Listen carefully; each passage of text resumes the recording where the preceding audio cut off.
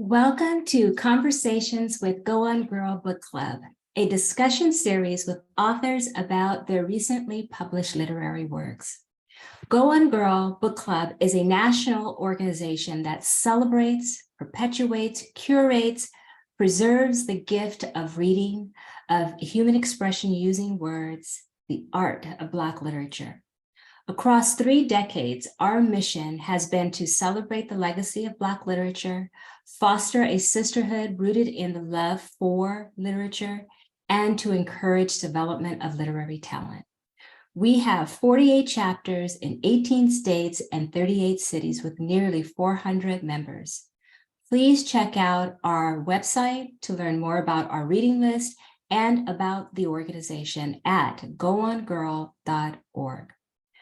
I am Vivian Phillips-Husband, the interim president of Go On Girl Book Club, and this evening we are so pleased to be in conversation with Erin E. Adams about her novel, Jackal, our March 2023 reading list selection. Our moderator for this episode of Conversations with Go On Girl is Kalila Murphy from our New York 3 chapter. Kalila, shall we start?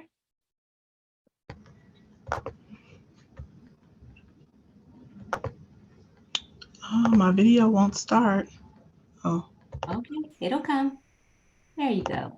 Hi. Thank you. Hi, everybody. My name is Kalila from New York 3, and I will be the moderator tonight. We're going to be speaking with Erin E. Adams, who is a first-generation Haitian-American writer and theater artist. She received her BA with honors in literary arts from Brown University, her MFA in acting from the Old Globe and University of San Diego Shiley Graduate Theater Program, and her MFA in dramatic writing from the NYU Tisch School of the Arts. She's an award-winning playwright and actor, and Adam has called New York City her home for the last decade, and Jackal is her first novel. Welcome, Hey. Erin. Thank you. Thank you so much. How's your day been so far? It's been pretty good. Got a lot of writing done, and now I am looking forward to talking, being a bit more social. Right. I understand that. So, okay. So let me just say, this book was great. It was great for me. Thank you. Right. You know, I'm one of those people, like, I consider myself a nosy person, and this book just kept me intrigued. I needed to know what was going to happen next, who was doing this stuff to these people, what was going on. And I mean, page turner for sure. Page turner. So I loved it. That's my review. Thank you. Okay, so I'm just going to jump right in. With this being your debut novel, what was your initial reaction when you first got that official copy of the book? Like when you held it in your hand, what was the feeling? Oh, I mean, it was by that time just very overwhelming. It was confirmation that that this book was real. It's not just this email document I've been emailing back and forth between my editor and my agent and I for the past, at that point, I don't know, maybe think about 9 months. So it felt like a little surreal, and then just I got very giddy because I like the tactile thing of books. So I got to open it and see what does the cover, what does it look like without the dust cover? And the cover is beautiful. Yes, that's a really nice cover. Yeah, obsessed with the cover. And there was when we were discussing cover designs, there was I was really specific in that I wanted it to the red to wrap all the way around, so it was this beating heart of a book, so to speak. And so seeing that in person was also, I'm oh, it's so bright, it's so there. Oh my. And they had all the elements from the story, like the woods, Liz with the short haircut, all of those things. It was beautiful. It was a good cover. So why the horror genre? Oh, I mean, I just love horror. I love that horror specifically, the genre, is one that, as a reader and as a writer, you are encouraged to be uncomfortable. And it's like you're supposed to be uncomfortable. You're supposed to make your reader uncomfortable, and you're supposed to really sit in that feeling for as long as possible. And I find that, especially when talking about things that can feel personal, things that are political, things that people don't want to look at or might turn away from, to use horror as a way of making you look at something or making you sit in a very uncomfortable or like a scary moment. And so, especially when working on a story like this, which just deals with, quite frankly, like things that just terrify me, it made sense to really lock it into, well, not like love, but to put it into the horror genre as a way of talking about these things that I think in any other genre you might just turn off. You might just be like, oh, I don't want to talk about that. I don't want to look at that right now. Whereas horror asks you to look. Right. Okay. So we know that you were a playwright before this book. So my question is, how was, if at all, how was the creative process different? Oh, I mean, vastly different. With a play, or with any sort of dramatic writing, a play, a screenplay, a teleplay, those are all blueprints. You're kind of leaving directions for the actor and the director and the designers to make the world that you put down on the page. When it comes to novel writing, you are the director, the actor, the designer, like the writer, you're all of it. So you have to really take control and take ownership over the entire work in a way that's very different. And can just takes a bit, just takes like, it's a different muscle. So like that's the biggest difference. And then the other difference between this and playwriting is that you can really jump around in a way that can feel very similar to screen work. What I mean by that is, like, with a play, most plays take place in one, maybe two locations, and the scenes are usually very long, and you can't, when you black out on stage, you lose tension.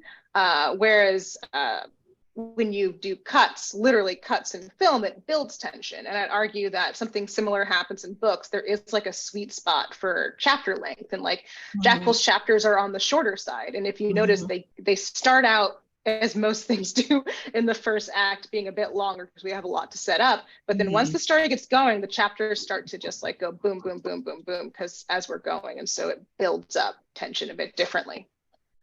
Right. Okay. So Johnstown. Yeah. Why did you pick that as the setting for Jackal? Like that particular? Yes. It kind of just worked its way in there. For a long time, the book was set in an ambiguous Rust Belt town, and based off of my hometown, which is Johnstown. I'm from Johnstown. Oh, okay. Yeah, I grew up there. So for a while I was like, oh, I'll just make like some vague town in Pennsylvania. But Johnstown has a very particular history that is, just eerie and creepy and fascinating. And it began to work itself into the story just gradually, to the point where we got an early read back on the book and someone was like, is this Johnstown? And like, I had left enough clues apparently that he's like, this is Johnstown, right? And I'm like, okay.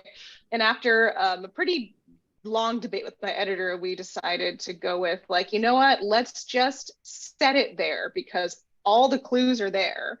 And there's also this history of the Johnstown flood and the banishment of 1923 that are all leading into the story in a way that is just already there. So why not just use it?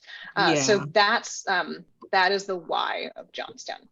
And it was good because I've never heard of any of those things, right? Like the flood and the people having to flee, and I never heard of that. And I'm like, we're not far from Pennsylvania, being in New York City, right? And it's just it's like it was very, like, I was like, really? I'm like on Google, like, what? This really, but that was a good little setting.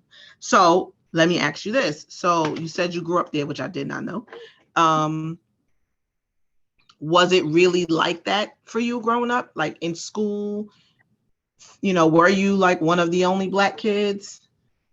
Yeah. So what I like to say about this book is that the stuff that's people will probably never guess the stuff that's true, and like the most mundane stuff is true, and the outlandish stuff is completely made up. Right. But yeah, growing up in Johnstown, it is a very segregated town. Mhm. There is like a Black population. There is like people of color in population, but they're very like, it's literally like a lot of places in the US by zip code. Mhm. And I lived like just literally further up the mountain. And so when I went to school, I feel like there's parts of the story that are based on fact. Like in my grade, I believe it was like, I was one of two Black girls in my grade, and one of like three Black people in the entire school. So like, yeah, so all that, so like that stuff is true. And the kind of that weird kind of like not quite overt racism, and not quite like you can brush it off racism, all that stuff is true. That stuff that kind of is the in between, and you're sitting there being like, wait, did they say that? Right. Is Right. that what they mean? Mhm. And I just really, in part of making the book, I wanted to just record those memories, those instances, because I'm like, it's like, racism is not always, massive and over the top and like so in your face. Sometimes it's like a passing comment that just kind of like lives rent free in your head until you go to therapy. And like, so, right. And I'm like, I want to record the horror of casual racism as well. Yeah. So your mom, you had because she was a favorite. A lot of people I talked to about this book, they loved your mom. Is your real mom a lot like the mom in the story? Like Liz's mom? No. No. So, okay, the best way I can describe how I went to create the character of Marie. Marie is kind of like a bit of an inside joke for Haitians, because I feel like every Haitian has a Marie in your name, or your saint's name or something. You have a Marie in there. So calling her Marie is kind of like calling her Jane. And I like, when I make characters, I like to, if I want to base them off of a person, I will take the person and then I'll change like a couple of physical things about them, and then change like two major core values about them. So then they become somebody totally different. And so that's definitely what I did with Marie. It's like my mother is extremely progressive, is not on me to get married, is like, it has friends, like there's like, is very involved in the community, is like, this lovely social butterfly, and I absolutely adore her, and we're like in that kind of like mom best friend category. So but creating Marie, but I know a lot of women like Marie. Like I know a lot of women like Marie, and she was in a book that is about a couple different kinds of relationships, but a lot like it's very much about mothers and daughters. Like as we get the little snippets of each of the girls, it is a book about mothers and daughters, and the different kinds of relationships that are there, and the tensions there. And I wanted to, when you're writing a character, you make it, everything has to be really difficult for them. So I didn't want Liz to be coming back to like a comfortable home life. So that's also where a lot of like Marie's character came from, was how can I make this homecoming even more difficult for her. And the way that Marie, like, they said like the one of the lines Liz says about her is like her Haitian, I never inherited her Haitian bluntness. And it's like, yeah, there's just a way that Haitians talk to you that just like get right to the point. And then it's funny because that Marie resonated with me, with my mom. My mom was Panamanian, and they are also like very blunt and like, don't do this. You can't be like this. We don't do that. It was, so all of those things, it was like, okay. I see. Yeah, took me back to childhood. So, so that's why I was wondering. I'm like, wait, how much, how much is the similarities? And also, so when we were just reading your bio, we see that you did a lot of schooling. And I was wondering if that had something to do with having an immigrant parent. Because sometimes, because you see like how Marie, she was very like wanting Liz to do well and be a certain way. And, so I was wondering if that had anything to do with it, or was that just your choice? Well, I don't know. I'd have to marinate a bit more as to whether it's because I'm the child of immigrants. Well, on my mother's side, child of immigrants, on my dad's side, child of a working class Midwestern family. And it's something where my mom, when I said I was going back to school again for a second master's, she was like, Erin, you're really good at school. She's always said that to me. She's like, you're just very good at it. And which I agree with that statement. I'm good at school. And it's something where I mean, part of it could, it could definitely be that kind of constant hustle culture that's in a lot of immigrant families. I would say like before hustle culture was hustle culture, I'd be like, welcome to being the first gen daughter of an immigrant family. Absolutely.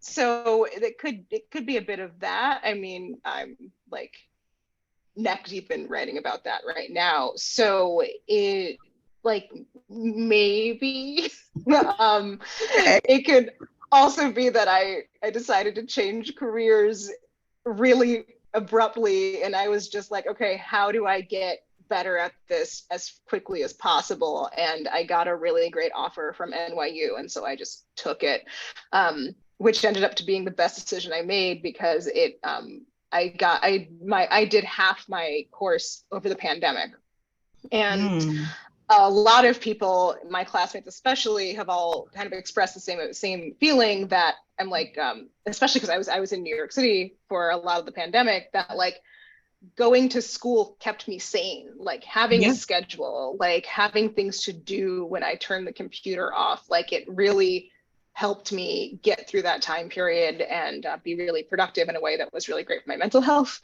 And I learned a lot about writing along the way. So yeah, because that was a tough time here in New York City. It was tough everywhere, but I feel like here, because it was, we have so many people, and it was just, you remember like the trucks with the bodies. It was, so it was scary. You definitely needed a distraction. So I totally get that. Okay, so the meat of the book for me was the missing Black girls, right? Like that is like a topic that,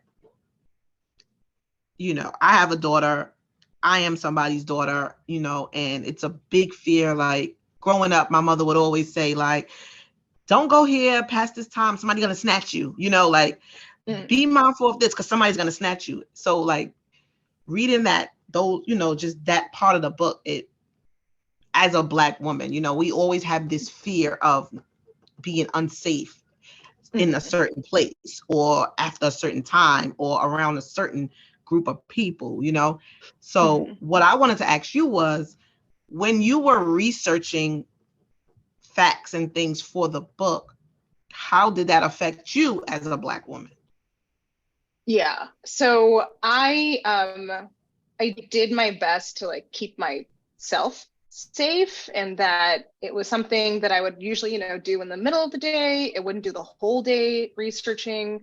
And it was more of like just, well, not just like witnessing the posters and the flyers and the posts that families had made about their missing children, and going through the resources and then kind of taking all that information, and then as opposed to picking someone's story specifically, like trying to imagine all the other things that were probably going on in this young girl's life, and then started writing from there. So it was a lot of like witnessing everything that I could find, and then going and trying to like, okay, let's tell a story about being a girl first, and then we can go to the, and then ultimately she's gone.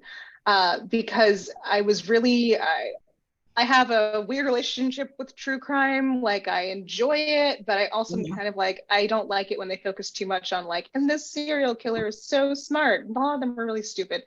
And I was sick of things not being focused on the victims. And so I made an effort in every girl's chapter to focus on some part of her girlhood that was totally different. Like, you know, and like other things, like, you know, what were the other bigger things happening in her life at that time before it just, you know, was ended. And in doing it through the lens of, you know, this whatever may or may not be in the woods, we, you know, gradually learn about the voice that's telling us these stories by the end. But yeah, to protect myself, it was like little bits at a time, and then really using what I have as a writer to try to turn the lens a bit to tell a bit of a different story. It's like, yes, this is still going to end tragically, but we're going to go somewhere else before we get there. Right. All right, I'm going to check the Q&A and see what the members are wondering. Let's see, click. Someone said, did you always want to tell a story so closely related to your childhood? I don't know, because it's so weird, because I don't feel like this is so closely related to my childhood. Or maybe it's that I have many different childhoods, which I'm discovering. But I did want to tell a story that felt familiar, because I just hadn't seen enough stories like this before. So I wanted to set out to do that. I wanted to set out to tell a story that was about the Rust Belt, being Black in the Rust Belt. And at least for me, when telling a story, I err on the side of specificity as opposed to generality. So it just ended up, you know, it's that thing where you're going, and then you get to a plot point or a detail, and you're like, oh, that's great, let's throw this in there. And you just end up throwing lots of little bits of yourself in there along the way. Yeah. Okay, so the next question is, someone said, it seems the Black community in Johnstown was not politically empowered based on the police's response to the missing Black girls. Is this so? I'm trying to think. So like I would say that like the Johnstown of the novel and the Johnstown of reality are just very different. It's that thing of like, you have to, you know, turn certain levels of things up and turn them back in order to make things dramatic. So I'm trying to think, it's like, I wouldn't say the Black community is disempowered. It's that, first off, Johnstown, I make it seem very small in the book because that's convenient. It's actually like, there's more than one neighborhood, and it's spread out over a very large, very mountainous area. So it's like, yes, folks are absolutely empowered. There's like the NAACP is there. There's like communities. It's like a proper town. I don't know how to like explain that, but for what I was at least trying to get at with how do the girls keep slipping through the cracks, that's where I have to rely a bit on like the research I did. But I found that especially around girls, young Black girls, it's that you're really living in that double-edged sword of being both Black and being a woman. And that even there was, I think it's the documentary with, I believe Soledad O'Brien does the documentary on HBO about this. And that's where I kind of got the one line, the one the mother says, where she's like, my own community doesn't believe that my daughter went missing. And that it's not just the police, it's also the community is also blaming these mothers and blaming these girls for their own demise. So that's what I was going for a bit more. And then, because one story, I can't remember which girl it was, when they said that her parents abused her, but the one that had the little sister, and it was just like, Kylie and her Kayla, parents wouldn't have tore her open that way, right? But it was like, they just found all these other reasons instead of, you know, what was really going on. Gloria asks, she says, the mothers of each missing girl The mothers of each of the missing girls were prominent in the story. Where were the fathers? Yes, I remember talking about this. We have Garrett in there first off, and he is very active, at least in with Caroline. And then it was again through the research I did that a tragedy like this really tears apart relationships, tears apart marriages, and most of the times the story, especially people who are still posting on Facebook, who are still out there in the streets, it's like 99% mothers. And that struck me in my research. And as I was just doing work, like these were the stories that were just drifting up to the top. And when it's talking about themes, I'm like, this is really a book about mothers and daughters. And it's that moment of like, well, then let's just, kind of go with that. But we do have Garrett, and he is very active, and he's probably of the Garrett Mel couple, the one doing the things he's supposed to be doing, but having to fight the family the entire way. So Helen says, can you speak about Jack, mythical/horror imagery? Was there a conflict present in his treatment of Liz? Yeah. Okay, how to talk about Jack. So Jack is the shadow monster that lives in the woods. I wanted to make an entity or a being that could speak to the like a bit of the the self-aggrandizement that happens with hatred. And its core, hatred is very simple and usually extremely dumb. And I wanted to make an entity for that. And he really is just about consumption of culture, consumption of bodies, consumption of spirits, like that. So he just is a constant hungry need. And I wanted to make a thing that could kind of encompass that. And the conflict between him and Liz is that it's like, if he could latch on to all those, the kind of like wounds of hatred that are in him and the wounds of hatred that are in her, it's like if she gives into that lack, then he could go off and go out into the world. And of course, in the end of all things, because that's what awful evil entities want. So that was more what I was trying to like talk about with that. Is I wanted to externalize or to dramatize the hatred of perceived lack and the hatred of like emptiness. So someone else says the book, Deborah, she says the book at the end took a different direction into science fiction. Was this always your intention? Yes, from the beginning. The book, listen, when a shadow monster shows up, you really don't tell it no. It's like, from the beginning, I knew that's how the book was going to end. Like there was going to be something else, something horrific, something otherworldly, something speculative, something fantasy, something fantastical. Because when I look at the real version of this book, it does that thing where that I talked about with horror in the beginning, and why I wanted to use the genre of horror, is that the reality of this book, it's much too easy for the reader and for the writer, for all of us to just like turn off. Like it's something where I'm like, oh, this is too much, this is too scary, it's too real, boom. And suddenly you're out of it. And I wanted to use elements of fantasy and the speculative to keep us against the bone all the way until the very end. And I find that the fantastical, or what you will, is one of the better genres for doing that, because we're willing to suspend our disbelief and get really, really close to what we were really wanting to talk about without kind of like disengaging in a way. Okay, so we have one more question. Well, we have a couple of more questions. So Deborah, how long was your writing process from research, outline, first draft, rewrites and tweaks to manuscript? Whew.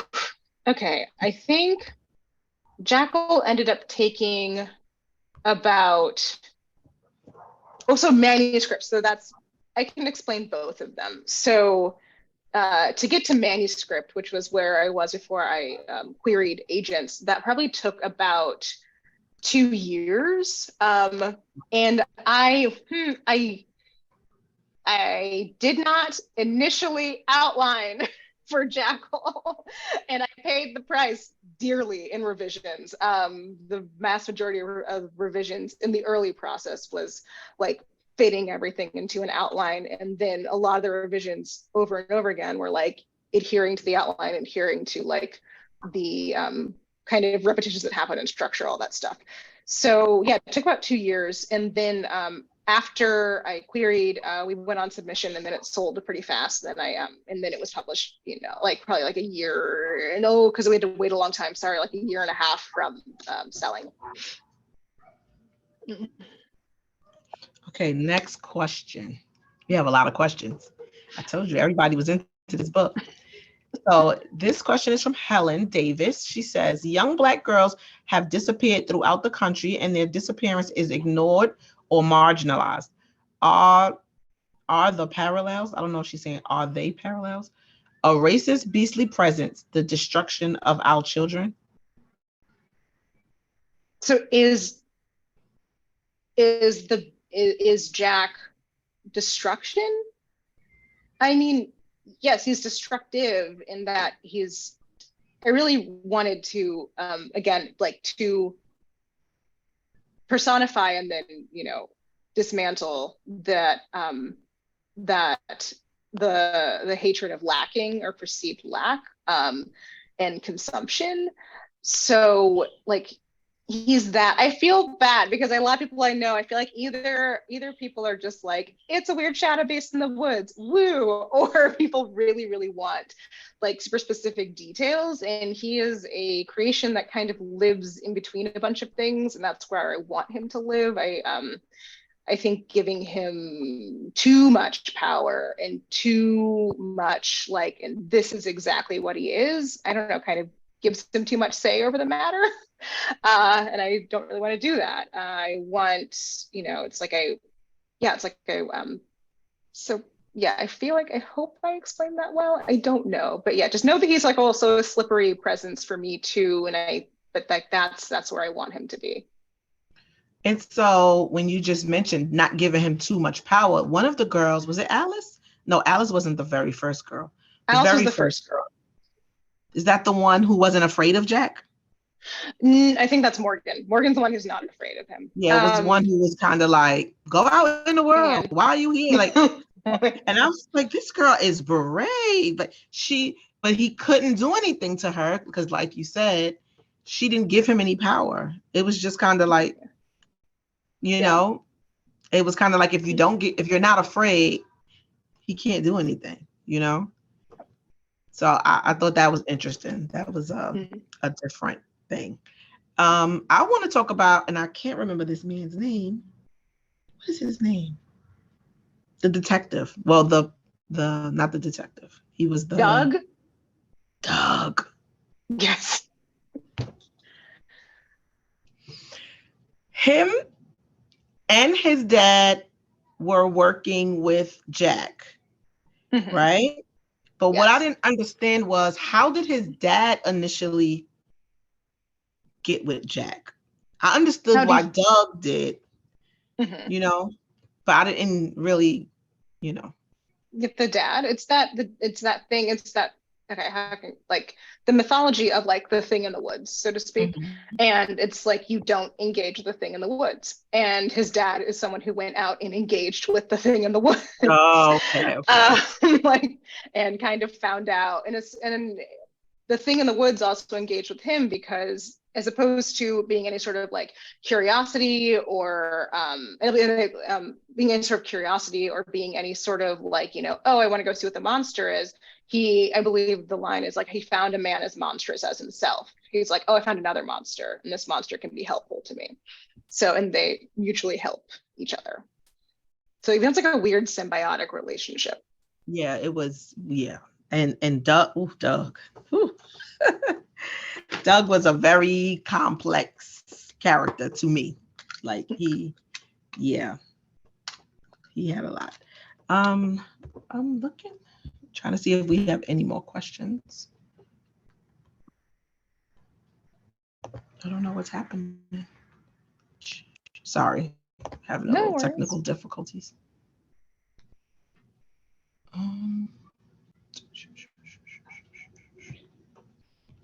don't know. My chat kind of is like disappearing. Okay.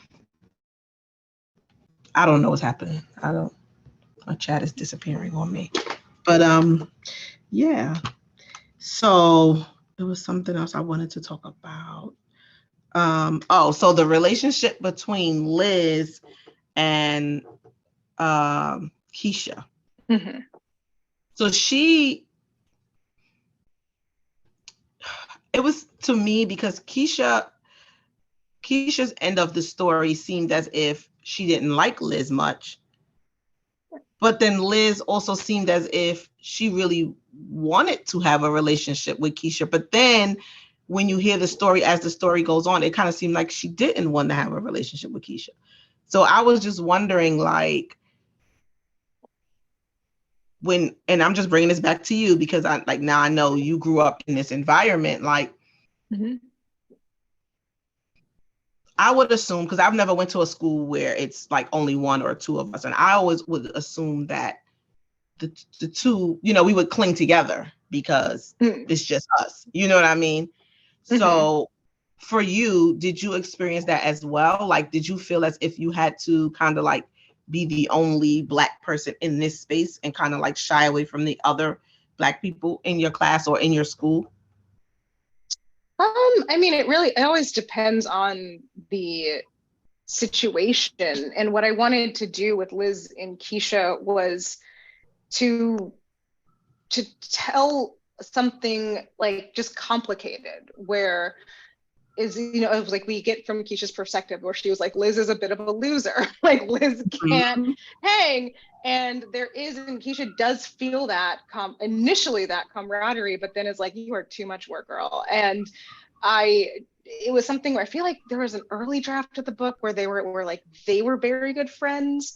And I had that moment where I was like, is that true? Does that feel true? Because you have, people of different classes. There's also a whole layer in all this of classism and being in different like social classes and different economic classes. And so you have like that and also that kind of we get a little bit of like that kind of backbitey competition of there can only be one. And I would say, at least for me in my personal life, I've experienced all of it. I've experienced like wanting to cling to each other, like two desperate swimmers, and I've experienced like, oh, well, there can only be one girl at this party, and it's not going to be you. And I've experienced all of it, and so again, in looking in telling a story, I'm like, well, I want to show the complicated. I want to show the conflict. I want to show that it's not all sunshine and roses and things aren't like, it's like, and they're not besties, like, but she can still feel a kinship for her and still feel this undeniable connection between the two of them.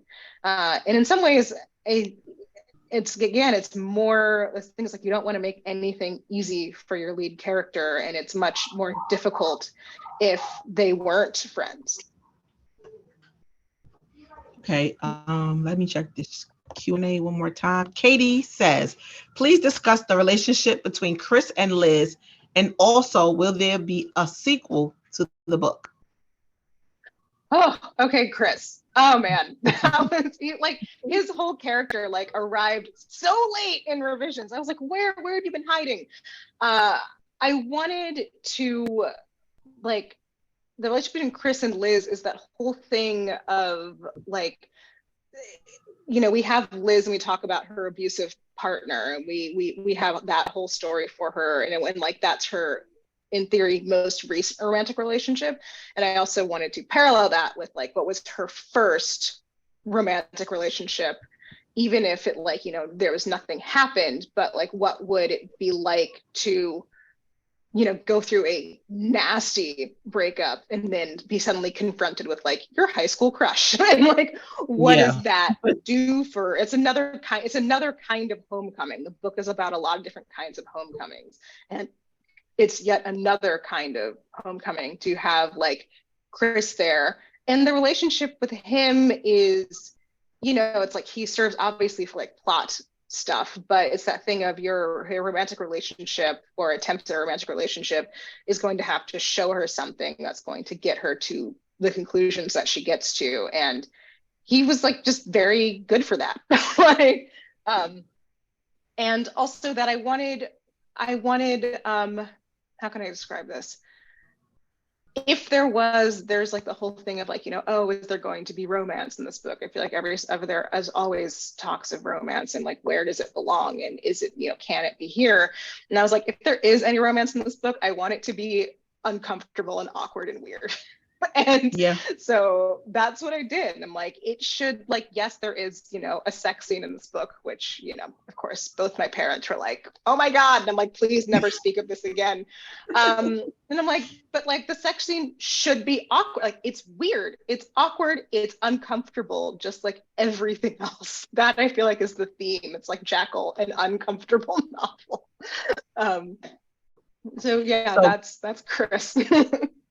Gloria says, I thought Mel played a significant role in bringing cohesion to the Jonestown Motley crew. I felt some way when she died. Why was she killed? Why did Mel have to die?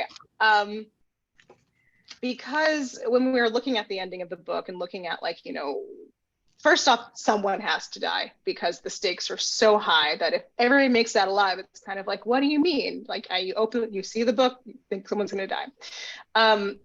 Mel had to go because when we were looking at the ending, and it's like, how do you end a book like this? And like, not even, I don't know, feeling or just where do we want to end it? I really wanted the wheels of justice, so to speak, to start to turn. I don't think they could fully turn without the book feeling like it was really going into fiction. But I wanted them to start to turn. And as I was looking at, like, well, how can we get this to happen? I wanted it to be the thing where you get the thing that you wanted, but not in the way you expected. And the way of doing that was to kill Mel. I'm like, of course, if this like young white mother dies, here comes the media. And I feel like that's been, the unspoken thing the entire time in the book. So then we're looking at the ending, I was like, yeah, it's Mel. Mel is the one who has to die, because then that brings everything. Mm-hmm. Yeah. Unfortunately. And yeah, and it brings everything in, and suddenly, we kind of, at the end, last chapter, we see like, the wheels start to turn and like everything starts to unearth just a little bit. And then when it comes to a sequel, no, right now nothing is planned. It is a standalone book. Yeah. Okay, so as a Black woman in the literary world, right? Like, how has your experience been so far? It's been great. I feel like I'm going to be the person who, like, I'm knocking on wood every day that doesn't change. But I will say this, that working with my publisher has been really great. Working with my editor has been really great. Anytime, if there was ever anything that I felt uncomfortable with or I didn't like, very responsive, was very happy to change things. I was never told to make the book any less than what it was. Of all things, I was pushed to make it even more of what it was in a lot of aspects, to make it as uncomfortable and as awkward occasionally as possible. Was never told to soft pedal anything. Again, like, I think one time we were in edits and my editor was like, I give you permission to destroy us with this chapter. So I didn't have any of that experience. My agent has been really great. And I think that why I've been having such a good experience with Jackal is that I was very particular about who was on my team, so to speak. And something that one of my mentors told me way back when like Jackal was like a baby manuscript crawling was to go where you are loved, not where you are tolerated. And I really just embraced that at every step of the process. Like with my agent, I was like, I want someone who is excited about me, excited about my work, and who knows, it's like how to look out for me, and I trust them to look out for me. When going with an imprint, it's like I want a place that's excited to have me and is excited to tell these kinds of stories and like doesn't shy away from things that are difficult. And so I just every step of the way I made sure to check in with that. So I guess like in the publishing side of it, I've been extremely lucky because I know people who also curate their world and have horror stories as well. Yeah, I can imagine. Yeah. But I will say that I have noticed, like, being a Black woman writer in the world, it's like you're just going to get, it's that thing of a lot of times when people are throwing hate at you, it's not about you, it's about them. And I know that, this book is going to piss some people off. And, Twitter has a block button. I don't, Absolutely. Like, if you don't, it took me a while, but I was like, there is a certain kind of person who this book is going to irk for all the right reasons, quite frankly. And just when they show up, just be like, all right, and just get them out of there. So it's like, I've definitely experienced my share of that, and I don't like that. So is there anyone who inspired your writing style, you would say? Oh, I mean, a ton of people. Obviously, like, okay, here we go, like rattling off the list of people, like Octavia Butler, N.K. Jemisin, Neil Gaiman, Toni Morrison, obviously, Tananarive Due. I'm just literally thinking through like all the books I read when I was like working on Jackal, and all the books that I keep going back to over and over again. The work of Stephen Graham Jones, obviously, Stephen King. I've read so much Stephen King. And yeah, I guess like I would say like that's kind of like where they're writers whose work I go back to consistently, that I'm always interested in what they're writing. Also Victor Lavelle. I just got his new novel. I'm so excited once I'm done with edits to read it. Yeah, it's like I continue to be inspired by like, yes, writers who I'm very familiar with their work and I read their books over and over again, and then also like just newer voices. And that's been one of the perks of being an author, is that I'm like, I get a lot of books. I mean, for better or worse, I get a lot of books. Right. It's been nice to just read, especially horror right now. People are doing really fascinating, exciting, delightful things in horror. Like I just read Spite House by Johnny Compton. That was just like incredible. And I'm like, people are just taking that genre and really running with it in a way that I'm just so happy that all these books are out there. Okay, so someone asked, what advice would you give someone who wants to write a book? What is the process to get published? Oof. Okay, those are two different things, but I'll start with like, what advice would I give somebody writing a book is, for better or worse, books happen a little bit at a time. So if you can just get down 100 words, great. If you can sit down and get down 500 words a day, great. If you can go and sit and get 5,000 words a day, fantastic. Wow. But you don't always, but they happen in increments at a time. If you go out and sit and you're like, I'm going to write a book, like, in a week, you're setting yourself up for failure. And also that a part of writing a work as large as a novel is time, and to allow yourself to have the time it takes to write it. And then when it comes to being published, I would say, write the thing that like ignites your soul, that you want to read, that you would, go to bat for, that you would fight for, that you love. You have to love it because you're going to read it 1,000 times. And if you don't like it, nobody else will. And I'll say that you have to love your book. And the books are hard. They're hard. You have to love it because you're going to have to defend it. You're going to be in there digging around in the ugly parts with the pretty parts, and you need to have something that just like ignites you. When I start writing books, when I have like an idea that I think is going to be a novel, I write a love letter to it. And I write a love letter and I put it up on where I write above my desk, because books are hard and you're going to want to give up. And so when that happens, you just read the love letter, and the love letter can be, there's like poems, there's quotes, there's like music things that I have in there. And it's just like all the reasons why not to give up is in that letter that I write for myself. Yeah. Yeah, that's dope. Vivian has a question. She said, will you continue to use the mystical to help us consider or contemplate other social issues? Yes. I feel like my books are always going to be a little weird. And again, like sliding scale of weird.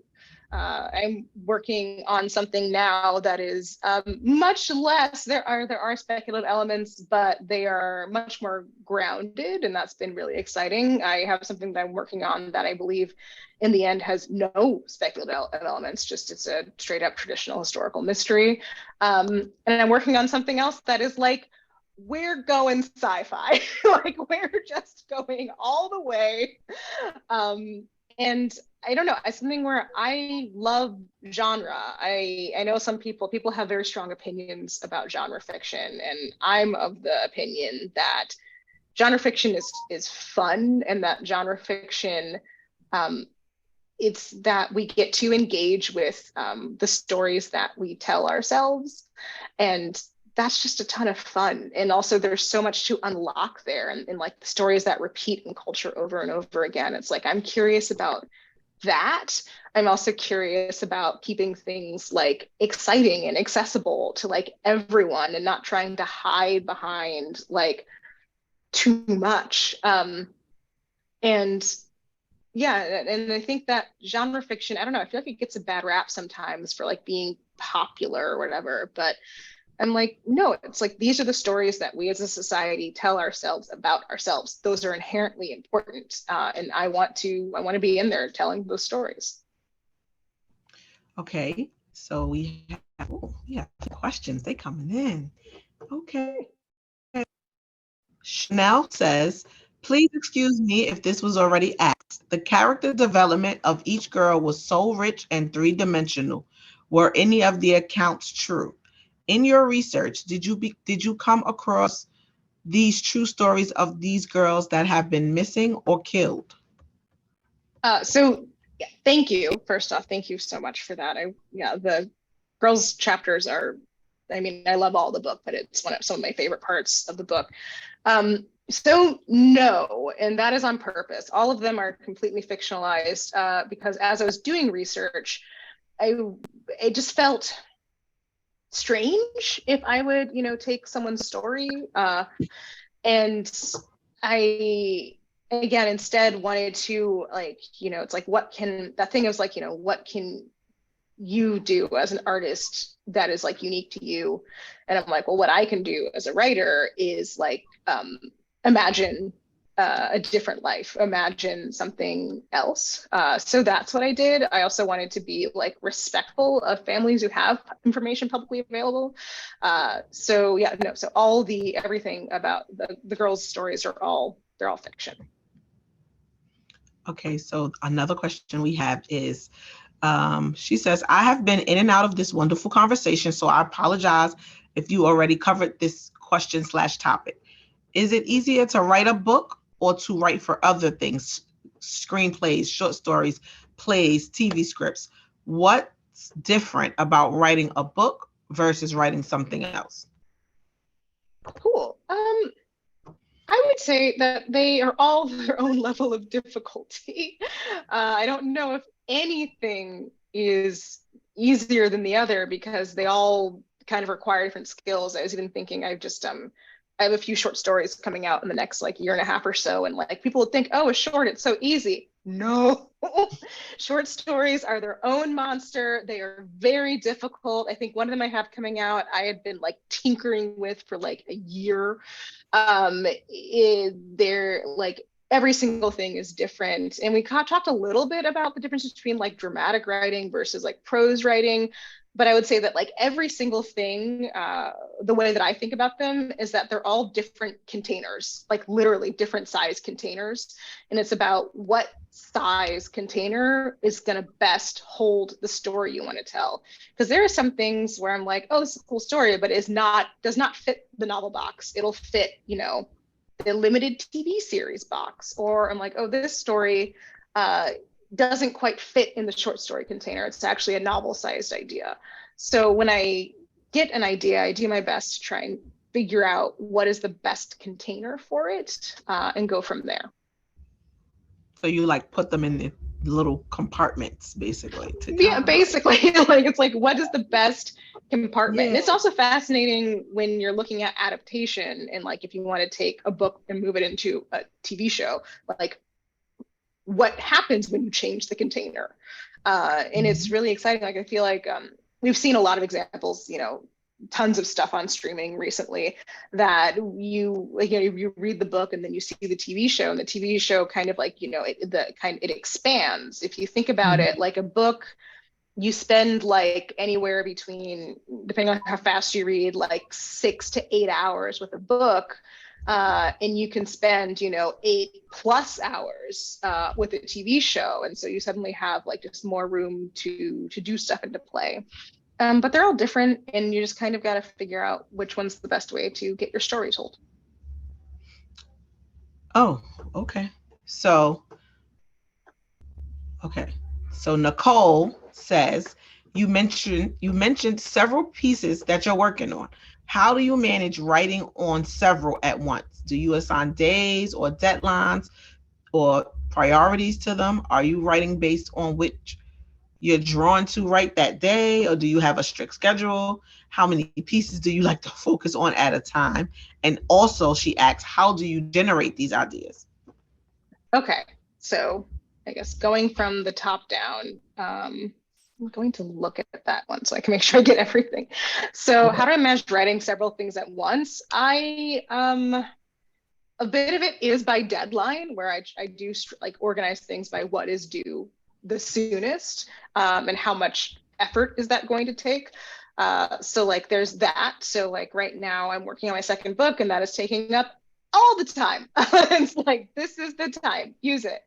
And then when it comes to everything else, it kind of like, I think of it kind of like fading in like a music track or something, where, I'm in outline phase for one thing. So, usually I'll give myself like maybe an hour at the end of my day just to kind of tinker with some of the plot beats in the outline and be like, okay, what's in here today? And then when I'm not on deadline as heavily, then I'll kind of split it up, and it's like I'll do something in the morning, something in the evening. If I have like no deadlines, and it will be like, oh, what do I feel like working on today? And so, yeah, so really is prioritized by like, who needs what, when. It can also be prioritized by like, what do I want to do next as an artist, where it's like, I want to release this historical mystery first, and then I want to do this sci-fi thing next. So it's like, it's changing priorities. Also, sometimes it changes by like research opportunities. I like back when I had my student credentials, I did a lot of research for stuff because I could get it all for free being a student. So it's like if I have an opportunity, or if I get like into like a writing retreat or like a fellowship, if I know that I'll have a big chunk of time, then I'll usually bring like one project to really like ground and work on that time, because I'm like, I have it. Do I have a strict schedule? I do have a strict schedule, and I'm on deadline. Like right now I have a strict schedule. When I'm not on deadline, I can be a little bit more flowy. Like I like to write when I don't have any pressure in the evenings. I'm much more of a night owl. But I also, the other thing that I have to say, just as important in the process of writing, is the process of not writing. I did not anticipate how much not writing I would have to do. And not writing can include like walking around and thinking about a plot point, or walking around thinking about a book, part of the book that I can't seem to figure out. Not writing can include like reading a book that is totally unrelated to what I'm doing. Not writing can include like going to visit my grandmother and like being a person and engaging in life. Not writing can also include like hanging out with my friends on the weekends, because the most important thing I would argue about being a writer and about being an artist in any capacity is you have to live your life. And Yeah. if you are not allowing yourself to live your life, you are robbing yourself of everything, of like your well. You have to keep the well full. And if you are just always pouring out of it, you can't pour from an empty well. So you also have to allot time for that in your schedule. And I can't tell you the amount of times that I have figured out something or gotten an idea because like I was walking my dog, or because like I was taking the train out to go see like my family. It's like so much is just kind of like, you know, humming in the back of your head. And once you stop trying to make it work, it will just kind of snap together. And then do I, how many pieces do I focus on at a time? I've always been a bit, I like to be running at like a good 90% capacity. So I tend to work on at least 2 things at a time. Right now, I think I'm juggling like 1, 2, 3, 3-ish. I want to do 4, but I can't physically do 4. My brain will not allow it. And I really like being able to move around, because it helps me with like writer's block, for example, or like inspiration. And it's like if I'm, you know, working on something for 4 hours and it's just like stuck and it's not moving, I can go somewhere else and work on something else for a little bit. And then most of the time when you come back to it, it's like, okay, everything's moving and it just kind of like flows. And then how do I generate ideas? It's, you know, it's a little bit of everything. Some things just come to me and I'm like, oh, I really want, some ideas just show up. Those are always fun. They just show up and they take over your life for a while. Other ideas, you get it from research, from being curious about something. Yeah, but I think that all ideas, no matter what, come from being curious about the world and being curious about stories and being curious about people. I think writers of all through all walks of life will tell you that it's like the job of the writer is to, like, you know, to tell the truth and to record. And so it's nice to, I think the only way you're going to ever do that is if you are genuinely a little obsessed with the world. So. Okay, so we have 2 more questions and then we're going to wrap this up. Oh, okay, 3 more questions and then we'll wrap it up. All right, so Vivian wants to know, do you have an audience in mind when getting a story? Do you see a persona, a Black woman, etc., or do you tell the story and let it land where it lands? Yeah, I write for myself. Like, that's gonna sound so cliche, but it's true. I write for myself, and I'm a Black woman. So yeah, that's like, I always write.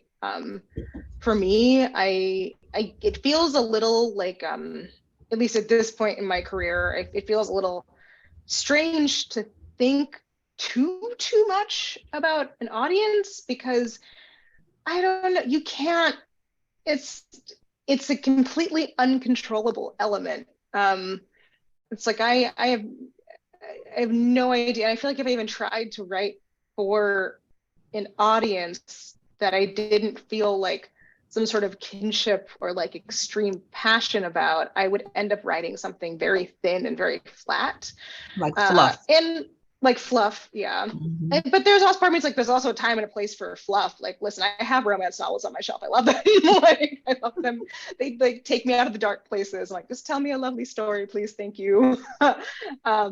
And so I don't know. I don't really think about an audience, or it's like, I also think that also, oh no, I know that your audience has to be you in some way, because especially in the beginning, when you're just getting the idea down on the page, you're the audience, and you're going to be using your gut instinct as a writer to really like, revise and get things down. It's like, if I'm reading something and I'm bored, then I know that the reader is going to be bored, and so you are your first audience member. And I would argue that, with few exceptions, that gut feeling that you first have when you're writing or reading something is almost always right. And the best thing you can do is to protect that gut, and listen to it, because it will really guide you when you're writing and revising.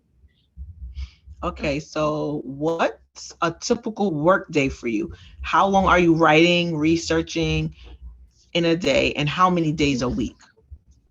So right now, I can tell you my schedule right now. So right now I'm in developmental edits for book 2. So those are the big edits. Those are the like moving big chunks and rewriting and generating all that. So my day, I start around like 7:30. I walk the dog for an hour, 7:30 to 8:30.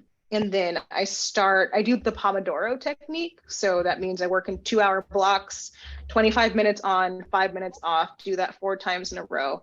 2 hours. Then I take like a 15-minute break, where usually I just physically make myself get up and just move around the apartment, dance, eat, whatever, and then go back and do another 2-hour block. So that I get 2 of those. Then I go to the gym in the middle of the day just to do something completely physical. And then I usually do 2 more blocks after the gym, and that gets me to around 7:30 p.m. And then I do like half an hour of like responding to tons of emails. And then I just, do something else for the rest of the night, whether it's like TV, going out, whatever. So like, that's kind of that's like an average day. And those like 2-hour chunks can be anything. Right now they're writing, but sometimes they can be like, I'll do 2 hours of research, 2 hours of writing, 2 hours of whatever, but I can use those blocks as I need them. And then this is going to sound a little unhealthy, but it works for me. I like to work every day. I don't do the best with days off, but what I will do is I'll do a lighter day. So for example, I think right now my days off are Sundays. I'll do a half day on Sunday. I'll just get up and do 2 Pomodoros and then go off and do the rest of my day. But there's something about the habit of writing and the discipline of it, especially when I have a project, that I like, and I thrive doing that. Now, when I'm not doing like a project, I don't have a heavy deadline coming up, then I'll take probably 1 day off a week. So I'll write for 6 days and then have 1 day. Okay, final question is from Gloria. She says, as a writer, how do you define success? Is Jackal a success as your first novel? Wow. I say, for now, I define success as that I feel fulfilled, and I feel fulfilled by what I'm doing, and that I enjoy it. Enjoyment doesn't imply lack of difficulty, but that in some aspect I enjoy what I'm doing. I'd say that those are the 2 things of success that, quite frankly, if they're missing, everything else kind of pales in comparison. And so that's, how I would define success, that you're like, you have some fulfillment and purpose in what you do, and that you are enjoying it. And so in that way, I would say, yes, at this time, I do feel in those aspects successful, but like, at least for me, and maybe this is to loop this all the way back to the beginning, maybe this is me being the child of immigrants. Success is not a destination. It is not a destination, it is a journey. In that it's like, cool, I have this, like, this is great. But success is a journey, it's a practice, it is a verb, at least in my brain, not a noun. Like, it's a thing that you do over and over and over again. It doesn't just end once you attain it. And is Jackal a success, my first novel? I will say this, as a, like, I'm looking for the book, it's back on my shelf. Like, as a piece of work, I think that it is successful. Like, and success being like, I enjoy it. I find purpose in it. I enjoyed working on it. And like, so that feels, like success to me. Uh, for books, sometimes it takes a lot of time before you can decide if something is a success or not. Like the book came out in October of last year. So it's not even a full year old. So, we have to kind of see when it comes to things like numbers, etc. And also I would say like that, and it feels successful to me. And also that the amount of readers who reach out to me and say like, I have never read a book like this. Thank you for making a character like Liz. Thank you for like making her have a whole hot mess of problems. Like, thank you for telling this kind of story. Like, thank you for talking about the Rust Belt. Thank you for talking about this town. Thank you for like all of that. To me, like, that's all I really set out to do initially when I was telling the story. Is like, I feel invisible when people talk about the Rust Belt, because people think that it's one way when it's really not. And so to have other folks feel seen, even if that seeing, especially when it comes to Liz, can be a little ugly. I'm really that warms my heart. That's what really keeps me going, is like, that's all I really like ever set out to do. There's that Octavia Butler quote from her essay Positive Obsession, where she was like, it's something where it's like, what good is fiction? What good is science fiction for Black people?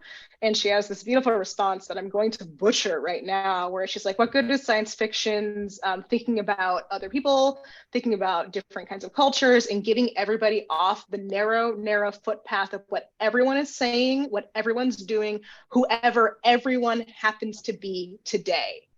And like, that's what I want to do. It's like you want to like get people to see things just slightly differently.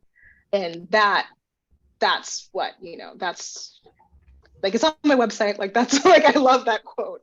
It's really like, that's what I really like to hope to do as a writer. Well, I think Jackal was very successful. I think it's a great book. And I want to thank you for having the conversation with us tonight.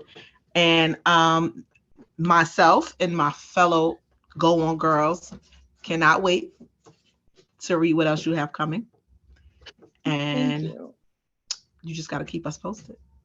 Yes, thank y'all so much for inviting me. Thank you for having me. This was so great. Thank you for all these amazing, lovely questions. This was like just a very nice thing to do. As I said, when I came on here after writing for 8 hours, it was nice to come and chat. So have some adult time, right? Some adult chat. Yeah. Yeah. Okay. So this was great. And we are, like I said before, we are looking forward to the next few, I'm going to say few books, because you got a lot going on. Thank you so much. Enjoy the rest of your night. Have some dinner. Yes. Right. Bye, everyone.